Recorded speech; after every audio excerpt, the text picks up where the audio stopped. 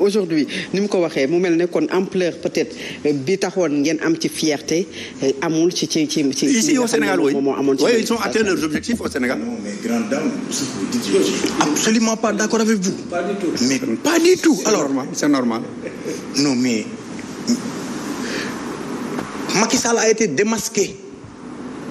xam nga luy démasqué c'est-à-dire que il se la coulé douce en Europe aux États-Unis ñu koy peindre comme un président exemplaire en Afrique aujourd'hui le masque est tombé adduna bi yëpp xam nañ ne kii li mu doon jaay du dëgg nga ne le petit Sénégal n'intéresse pas les Américains ce petit Sénégal am pétrole am gaz am ay enjeux am une élection à quelques mois nga ne ma père ça n'intéresse pas les Américains et je suis désolé donc il faut aller voir pourquoi les Américains ont construit benn ambassade bu toll nii s'ils ne sont pas intéressés ci Sénégal.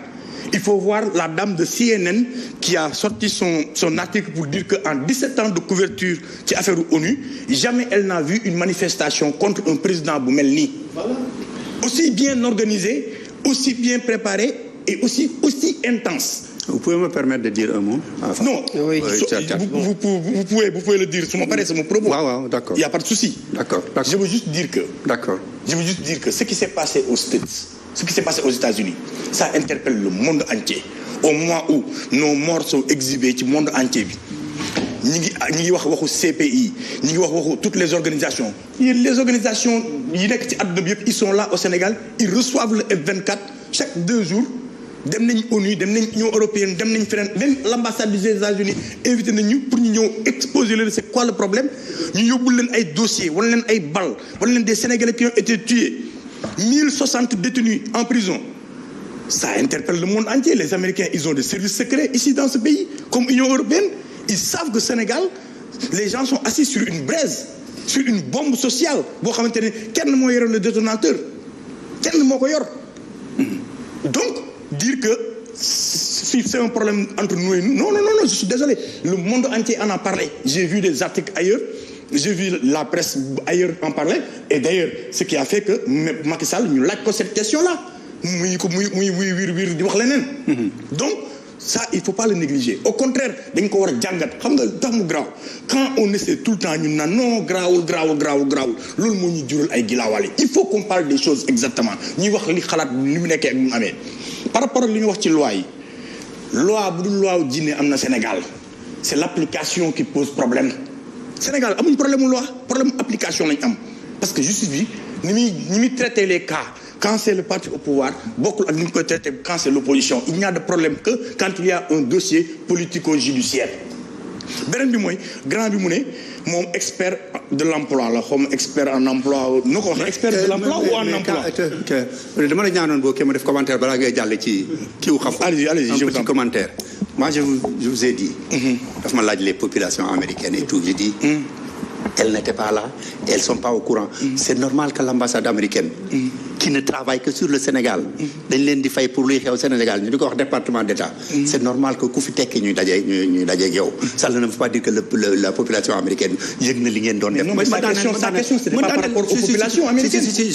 Non, sa question c'était par rapport aux institutions. Attendez, je vous dis marche dans une... Dans les réseaux sociaux. Marche dans la rue aux États-Unis. Période Assemblée générale, les populations américaines ne suivent même pas, au contraire, elles détestent les Nations Unies. Oui. Gis nga. Xam nga man balaa may tëdd chaque jour quand même. J'en fais un devoir ma xool def les médias américains. Personne, à part CNN et quelques petites télévisions. Personne. Voilà. CNN c'est une petite télévision. Ok. Ouais, CNN c'est une petite télévision en Amérique. Ok. Ouais, c'est un réseau câblé. Bon. Donc le tour. Ça va faire daal. Xam nga Amérique ñetti fan yi juróomi fan yi wees. Xam nga lu leen intéressé. UAW. Ok. Le syndicat de l'automobile. Okay. Les 4 usines des grandes compagnies sont en grève. C'est ça qui les intéresse aujourd'hui. Non, je pense que juste pour me terminer. Non, c'est pour dire que boo gisee milliers de personnes yi marché contre Biden xanaa dafa war a xaru ji bon. Non. Sur le change climatique, climate change. D'accord, père. May naa la une minute. Fatou Abdou, je pense que père comprendre sa question. Fatou Abdou waxul ci askanu américain yi. Parce que askanu américain ils ont d'autres chats à fouetter que loolu. Elle te parlait des institutions yi fa nekkoon, la presse bi fa nekkoon ak image du Sénégal ci àdduna bi ni mu. Il y avait pas la presse. D'accord. Mais pour dire grand bi mu ne moom mooy yoroon mooy expert de l'emploi ou en emploi ban nga si ñoom ñaar parce que c'est différent expert de l'emploi ak expert en emploi c'est différent ban nga si expert de l'emploi amul ban nga si nga ne expert de l'emploi xaw ma lan nga expert en emploi en politique publique d'emploi en politique publique d'emploi ñu toll fii ñu toll jeunes yi di dee à ce point ñu toll fi ñu toll jeunes yi di jël géej gi à ce point foo nekkoon nga toog nga ne yow yaa nekkoon expert bi c'est-à-dire que ñun aujourd'hui non on a notre coupable tout trouvé excuse-moi de préciser non je veux dire non excuse-moi de préciser may naa la préciser voilà pour que ñu bañ a dugg dans de la gaaw a joxaat parole non grave en une minute oui parce que il nous reste pas beaucoup c'est un champion de 2006 à 2012 directeur général de l'agence pour l'emploi des jeunes je t'ai pas dit que je gère les questions d'emploi de jeunesse aujourd'hui d'accord deux je t'ai dit de formation je suis expert en politique publique d'emploi d'accord c'est bon. Ce qui n'a rien à voir je suis spécialiste de ces questions la précision voilà. est très maintenant que les problèmes après tu peux développer sur ça d'accord li ma bëgg a wax foofu xam nga mooy lan Macky Sall dafa ñëw mu ne jël naa ay milliards jox ko FONGIP jox ko DER jox ko nangam ba pare teg benn mécanisme boo xam ne pour jeunes yi mun koo jot man je viens de Mbadakhoune jànguma école ci feu rouge bi laa yore sama njaay croquette laay jaay ndarkasa crédit ak caaf di ci am ay ñaar dërëm kooku bëgg na liggéey wala bëggul liggéey am kooku liggéey rek moo ko ñor mais mënul bind projet pendant ce temps un jeune ngeen baal ma c'est pas pour fustiger un quartier bu dëkk peut-être Sacré-Cœur wala fenn je ne sais pas bëggul liggéey bëggul dara mais jàng na xam na ni ñuy bindee projet c'est lui qui va écrire un projet dem bénéficier ci fonds boobu noonu pendant ce temps là ki nga xam ne moom ñafekat la ñu ngi ci feu rouge bi di dang-dang yi pour am ay ñaar dërëm ak ñeenti dërëm le rôle de l'État aujourd'hui booy créer des programmes de ce genre pour l'emploi des jeunes il faut identifier d'abord yenn jeunes ñoo gën a vulnérables il y a pas eu ce travail en amont il y a rien xam nga lan la ñuy def ay projet taf yëngal il a bien dit mars 2020 on a fait un truc après mars 2020 seen équation moo nekkoon comment nan la ñuy dóoree jeunes yi morphine pour ñu nelawaat. je vous ai bien compris. nan la ñuy dóoree jeunes yi dose boo xam ne perfusion même rek juste gay juste nan la ñuy dóoree nan la ñuy perfuser boy yi pour ñu dal un moment le temps que ñu pare li ñuy def li ñuy def perfusion yi moo dul jàll au Sénégal les gens veulent des solutions durables et na ma bu ñu di nga yéen ñi nekk Benno Bokk Yàqal Sénégal mais s'il vous plaît quoi bàyyi leen di wax ay waxu projection du Sénégal de demain parce que yéen dañ leen a jox suñ ay demain pendant 12 ans saafarawu leen benn jàngoro Sénégal vous nous parlez de perspective à 6 mois de votre truc il y a 8 mois si ginnaaw votre président il dit un gouvernement de combat pour gagner quel combat bi mu bëggoon gagner kay ñi gis nañ ko mooy tëj opposition bi tëj jeunes sénégalais yi des sénégalais nekk ci hôpitaux yi. aujourd'hui yéen a ngi waajal ay remaniement pour faire quoi pour en 5 mois li ngeen deful en 12 ans yéen ko mën def.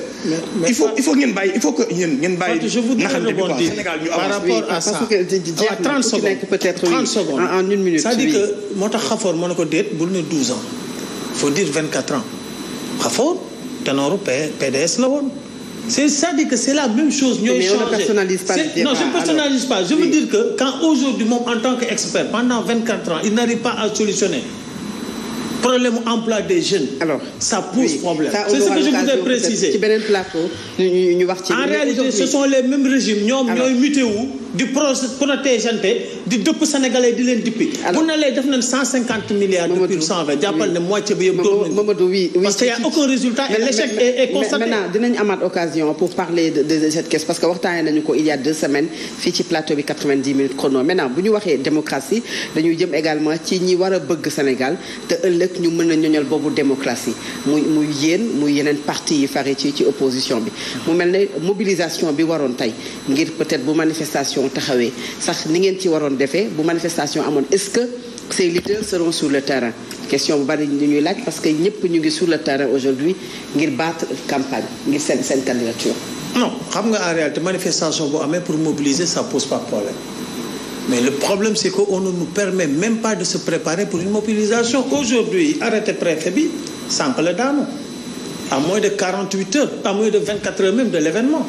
Donc c'est des choses yoo xam dañ ko def sciemment pour mais su fekkoon ne nangu nañ ko sax y a des leaders qui ne sont pas à Dakar présentement. Non attendez c'est pas question de leader. Parce que leaders yi en réalité ils vont faire des vidéos ils vont faire tout le travail nécessaire pour que nit ñi wàcc loolu du problème bi aujourd'hui la moo tax leader yi nekk sur le terrain parce que tey dañu tegal ay filtres yoo xam ne tey jii soo ko demee matul doo bokk te loolu amul foon c'est avec le président Macky Sall qu'on constate qu'il y a une restriction effroyable des libertés tey jii bu ñu wàccee sur le terrain dem préparer les parrainages ku ko deful doo bokk or ñëpp xam nañ ne le parrainage bi c'est anti-démocratique ni ñu ko tëggee au Sénégal donc il faut que leader ñu dem beneen bi mooy wax naa ko sànq on va jamais braver l'interdiction parce que nee naa la waxuma leader sax mais leader bu traîner dans la zone ñu jàppale na la participation à une manifestation non autorisée dans les 6 mois éliminé la beneen filtre la boo xam ne Macky Sall da ko teg le problème qui se pose c'est que tey Sénégal bàyyi ñu démocratie mu respirer ak a doon neex tey ñuy def manifestation président Macky Sall yónnee fa ndox mu sedd parce que c'est le président de tous les Sénégalais. et yéen ñi bëgg a wuutu yéen a ngi woote non attends qu'est-ce que ça veut dire moom wuutu fi nit jàppale ñu ko ba mu wuutu fi nit wuutu c'est pas une fin en soi ou être président c'est pas une fin en soi ñun lu ñu bëgg mooy président boo xam ne dafay sentir sénégalais di sentir ses poules tey bu ñuy def manifester opposition di def manifester opposition donc war a liggéey ba nga xam ne dafay nekk sax force de proposition qu'il y ait une synergie entre le pouvoir et l'opposition mooy ñoom ñoo yàq politique bi ba tey ji entre l'opposition et le pouvoir ils se regardent à chien de faïence et c'est pas ça la mission d'une opposition fu ñu war a jëmale mooy dañu war a teg ay liggéeykat ci réew mi ñu impulser liggéey pour que tey ji doo fi nekk di am parparloo un président bu la xësee ba nommé tey nga nekk président chaque jour ma wax ko waratoo nekk président de parti ni de coalition tu es le président de tous les Sénégalais et tu dois imposer aux populations liggéey ñëpp mais li ñu fi gis fii mooy li ma dañuy tëdd lépp du nord ce sont tous des milliardaires à 90% des fonctionnaires milliardaires aujourd'hui ñii di laaj réew mi yëpp ce sont des fonctionnaires milliardaires dans aucun pays du monde mënoo gis un fonctionnaire qui peut amasser autant d'argent en un temps record et qui ne sait pas le justifier et ñooñu tey ñooñu ñooy laaj suñu réew nga gis fi ñoo xam ne tey en 2019 régime bi moo leen taxal condamné leen yóbbu leen prison ne war ngeen ñu fay suñu alal ñooñu tey par seen manège boole nañ seen bopp ne ñoom baax nañ raxas leen madaar amatul ci réew mi raxas leen ban set nañ ñooñu tey teg nañ leen mën na nekk candidat on est où Maodo je pense que oui il faut oui li ñu dese bëriwul mais par rapport ak bu ñu waxee wax na ko élection présidentielle naka ngeen koy waajalee yéen parce que chez vous mu mel ne division bi moom elle est actée maanaam xaajaloo bi am na 3 candidatures 4 candidatures pour le moment Amadou Ba Mame Boye Diao Aly Ngouille Ndiaye et ki nga xam ne moom mooy Boun Abdallah Dionne naka ngeen di def ba surmonter cette division. Je pense que ce qui est simple mooy élection présidentielle c'est le 25 février 2024 incha allah rabi bu ñu yàlla mayee ñu yegg ci élection yi am ñu compétir ñun majorité bi je pense que de façon unanime Amadou Ba lañ tànn mu nekk suñu candidat. Voilà li ci des Thiat je pense que non mani élection yi am. ça veut dire qu'il y a possibilité que mu ñàkk am. non il y a pas de su yàlla. damay laajte dama ne. da nga ne yàlla def élection yi am. non yàlla def élection yi am. Thiat bul dox. non dafa ne ñu ñaan yàlla élection yi am. ça veut dire que il y a possibilité élection yi ñàkk am. waaw mais loolu laa la wax rek. c'est terminé. donc non incha allahu rabbi. incha allahu rabbi. élection yi le 25 février la. ok ñaan yàlla dara. bañ fi xew loo xam ne lii. maintenant très rapidement maintenant je pense que Thiat li may wax sax je pense qu'on va être sur l'essentiel. Guèye. allez-y on va rester sur l'essentiel. Allez-y. parce que loolu moo intéressé Sénégalais yi.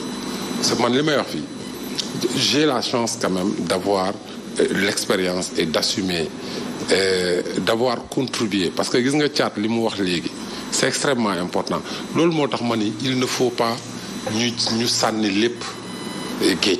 on est d'accord. je suis d'accord tey Sénégal wax naa la ko sànq soo amee économie formelle li muy absorbé te absorbé wul sa masse buy ñëw mais évidemment sur les 200 000 qui sont au bord de la route si l'État jël ci 60 000 70 000 mais il y a 150 000 ñu nekk dans l'économie informelle dans la microéconomie ku lay wax emploi wax na ni microéconomie parce que enjeu bi mooy emploi décent mais kii raxas oto kii jaay ci tali bi nekk marchand ambulant kii nekk ci activité boo xam ne nii amul revenu régulier mais Thiat détrompe-toi yàlla mi ma téem xam na ko non defal naa nga ma ñëw non dama lay wax c'est que bëgguma ñu wax ni lii amul dama ne non déglu waaw may ma gis nga boo demee dans toutes les structures surtout à l'ANPEJ tu as la direction d'appui à l'élaboration des projets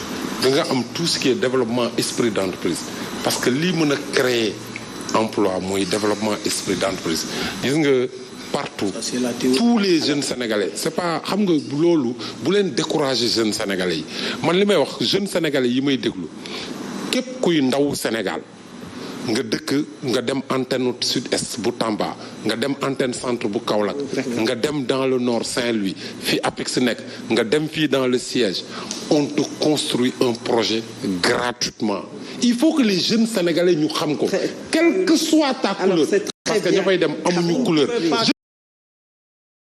je ne veux pas que ñu politiser c'est-à-dire que pour que jeunes yi découragé loolu am na gis nga le microcrédit que tu wax le tout petit crédit parce que xam nga ñun bi ñuy commencer financer xam nga mbir yi du ay affaire wax de on n'a pas le temps mais gis nga ñun bi ñuy njëkk a commencer la première génération de financement non dama lay may damay wax pour que les problèmes sont très sérieux la première génération de financement c'était des financements de 5 millions gis nga jeunes yooyu ñu njëkkoon jox 5 millions dans les années 2003 2004 ñëpp dañ ko jël fay dem fay ko. mënu leen créer emploi. c'est pour ça on est venu industrialisation sur le tout petit crédit. xam nga le tout petit crédit. mooy dem jël kii jaay jeunes yi nekk en activité. jox leen 300000. jox leen 500000. nekk dans un produit correct. mais loolu nag day indi ay résultats. non xam nga lan laay bañ. comme la dernière fois. non du tout. Fat Abdou. temps bi je suis en train de comprendre. que yow yaa bëgg. am non du tout Khafor mais du tout. lan laa ciy gagné en quelque sorte lan laa ciy gagné le temps bi jeex na malheureusement xam nga li ñuy wax ni xam nga moo la mayee aussi da ngay continuer non dama ci Guèye la temps bi moo jeex ci monsieur Babou la par rapport à votre candidature on peut faire le bilan aujourd'hui de l'emploi des jeunes sur le plateau parce que c'est pas le thème gis nga la candidature encore une fois c'est très simple je sais votre souhait mooy qu'il y ait éclatement wax naa ko sànq et loolu laa gëm Sénégal kenn mënu fi sàcc élection Sénégal kenn mënu fi ëllëgati élection nañu respecter peuple bi ak dans sa maturité ñi ànd ak le régime. ñu ànd ñu dem ñu fexe seen candidat gagné waxtaan ak Sénégalais aller à la rencontre préparer leen présenter leen projet ñi nga xam ni am nañ projet alternatif pour le pays nañu dem waxtaan ak Sénégalais fexe ba seen programme nekk c'est très sage comme échanger xool naka la ñuy jëmalee Sénégal kanam je pense que loolu mooy l'essentiel gis nga li si des wax stérile la. bien sûr alors et c'est important parce que l'élection présidentielle. monsieur Khafor. nit ñi waxtaanee. fan lañ jëmale réew mi ëllëg. je pense que c'est clair alors monsieur Babou. ñu terminer ak yow par rapport à cette élection présidentielle. oui ak les candidats mais également la future à Benno. may tàmbalee moom pour les candidats il faut que ñu jàpp ne ñi wax naan juróom fukki candidat ak juróom-ñett et tout ça di atténué. est-ce que de 68 lañ wax. 58 oui. man li ma jàpp mooy nit ñi li leen di yóbbu ci élection ñëpp bokkul am na ñoo xam ne dañuy dem élection parce que yaakaar nañ mën nañ gagner am na ñoo xam ne dañuy dem élection pour prendre date pour ñu xàmmee leen ëllëg bu ñuy waxati muy talent yu nëbbu woon ñu feeñ. c'est pourquoi ñu war a bàyyi démocratie ñëpp wax parce que gis nga boobu bu fekkee garab yëpp nga bëgg a dogandoo da nga romb garab penc bi dagaale ko ñiy dugg ñëpp bàyyi leen ñu génn. ñu commencé à prendre date avec les Sénégalais ñoo xam ñi ci mën a dellu si waat ak ñi ci mënul dellu si waat moi je suis sûr que on n'a pas personnalisé le débat mais yaakaar naa ne parce que bi ñuy présenté Ousmane Sonko mënoon nañ bañ a yaakaar ne dana gagner mais dana prendre date loolu dana am ñoo xam ne loolu moo leen di tax a def élection am na ñeneen ñoo xam ne xam nga lu leen di tax a rek candidat pour bu wax ji demee ëllëg bu ñuy négocier man candidat laa woon damay ñëw bokk ci coalition bi. et il me faut sama poste direction il me faut sama poste ministre il me faut sama conseil tu vois ku nekk. non ñu bëree bëri. ñun xam nañ ñu bëree bëri ñu bokk ñiy génn nii. on a le meilleur profil je te le dis. ñi génn nii am na ci ñu bari ñoo xam ne. loolu ci seen yab la bokk. waaye nag bàyyi leen ñëpp wax. ñu mën ci tànn jiw bu baax wi. mais waxaguñu suñu candidat. dernier point mooy ren jii je pense que sénégalais waroon nañu am fayda yi. bii yoon la ñuy doon première campagne boo xam ne on va discuter de politique. Sénégal on discute d'élection on n'a jamais discuté de politique. on n'a jamais discuté de voilà on n'a jamais discuté de politique. on a parlé que d'élection Sénégal ku war a faroo ku warul faroo kii mooy dem kii mooy ñëw mais cette fois-ci xanaa nag. Sénégal yi dañuy am fayda ne boo nee damaa bëgg a faj emploi ci jeunes yi ñu ne noo koy faje sécurité ñu ne la noo koy defee. parce que ñëpp a nar a proposer les mêmes sujets ils vont faire les mêmes promesses mais kan moo ñuy wax techniquement. lu ñu lan la ñu war a def oui en 30 secondes oui. en tant que témoin du temps fekkee démb ci xale la mais 2011 fi la ma fekk dañu xeex Wade pour teg Macky sans questionner derrière moo ñu indil lii yëpp. et cette fois-ci je pense que les Sénégalais doivent être vigilants xool bu baax kan la ñuy fal parce qu'il y a beaucoup de candidats déclarés yoo xamante ne nii nee nañu c'est des fonctionnaires ils sont des milliardaires nañ ñu wax déclaration de patrimoine ñu wax milliards yi fi mu jógee ñeneen ak ñeneen ñi nga xam ne ay candidats lañ ku ci nekk na ñëw Sénégalais yi saytu la xool la mais gëm naa ne élection au Sénégal buñ ko fi bëggee organiser en 2024 ñu ne dañuy exclure un candidat boo xamante ne nii ku nekk xam na ne bëri na ay Sénégalais yu ànd ak moom ay Sénégalais yu dul jeex pour man du élection sélection la c'est-à-dire que na ñëpp bokk je prône une élection boo xamante ne ni dafay libre transparente et inclusive ba pare ñu jëlee Antoine Diome ci organisation élection yi parce que sénégalais yi wóoluwuñ ko. alors très bien mënu ko organiser loolu il faut mu leer. alors merci beaucoup Thiat bokk ci mouvement Y'en a marre également Mamadou Gueye l'original chargé de la vie politique ci coalition